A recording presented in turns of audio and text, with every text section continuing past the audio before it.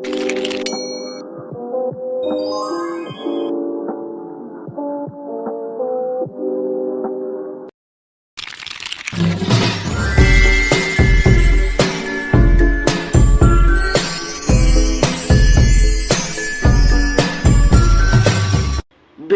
Metode ex situ. Konservasi ex situ adalah konservasi yang melindungi spesies flora dan fauna langka dengan mengambil dari habitat aslinya, kemudian ditempatkan ke tempat yang lain dalam perlindungan manusia di luar habitat aslinya. Kegiatan ini dilakukan untuk menambah dan memulihkan populasi flora dan fauna. 1. Kebun binatang. Kebun binatang adalah suatu tempat yang secara khusus dibangun dan dikelola untuk memelihara, merawat, serta memamerkan berbagai jenis hewan kepada masyarakat. Permasalahan kebun binatang secara singkat meliputi 1. Kesejahteraan hewan. Banyak kebun binatang yang tidak memberikan lingkungan yang layak bagi hewan seperti kandang sempit dan kurang stimulasi alami. 2. Perdagangan dan perburuan liar. Beberapa hewan di kebun binatang didapat dari perburuan ilegal atau perdagangan satwa liar. 3. Kurangnya edukasi. Tidak semua kebun binatang benar-benar mendidik pengunjung tentang konservasi, hanya menjadi tempat hiburan semata. 4. Penyakit dan stres hewan. Hewan di penangkaran rentan stres dan penyakit karena keterbatasan ruang gerak dan lingkungan yang tidak alami. 5. Isu etika. Muncul perdebatan moral tentang hak hewan untuk hidup bebas versus kebutuhan manusia akan hiburan dan edukasi. 2. Taman Hutan Raya.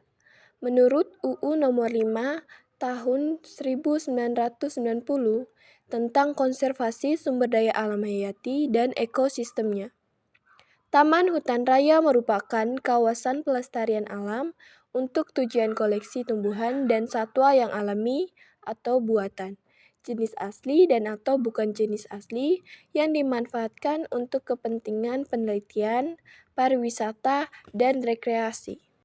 Berikut ringkasan permasalahan Taman Hutan Raya atau Tahura secara singkat. 1. Alih fungsi lahan. Hutan berubah jadi permukiman atau pertambangan. 2. Penebangan liar. Kayu diambil secara ilegal. 3. Perambahan hutan.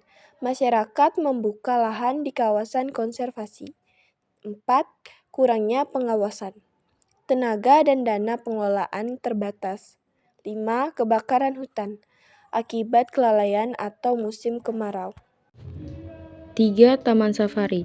Taman safari adalah sebuah area halaman taman tempat hewan-hewan dipelihara dan dapat berkeliaran bebas. Area ini terbuka untuk pengunjung dan pengunjung dapat mengamati satwa liar sambil berkendara melintasi area tersebut. Berikut adalah permasalahan yang sering dihadapi taman safari secara singkat. 1. Kesejahteraan satwa. Isu terkait perlakuan terhadap hewan termasuk dugaan eksploitasi satwa untuk hiburan atau interaksi dengan pengunjung. 2. Overpopulasi dan ruang terbatas. Beberapa taman mengalami kepadatan hewan yang melebihi kapasitas lahan yang bisa memengaruhi kesehatan dan kenyamanan satwa. 3. Polusi dan kerusakan lingkungan. Aktivitas wisata bisa menimbulkan sampah, kebisingan, dan kerusakan habitat alami sekitar. 4. Pelanggaran protokol konservasi. Beberapa taman dituding kurang serius dalam konservasi atau tidak mengikuti standar internasional konservasi satwa liar. 5. Edukasi versus hiburan. Kritik bahwa taman safari lebih mengedepankan hiburan komersial daripada edukasi dan konservasi. Yang ketiga, keberhasilan pelestarian flora dan fauna.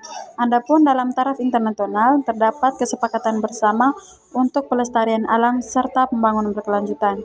Contohnya, yang pertama, mendirikan cagar alam. Cagar alam merupakan daerah kelestarian tumbuhan dan hewan. Yang kedua, mendirikan suaka marga satwa, digunakan untuk melindungi hewan liar.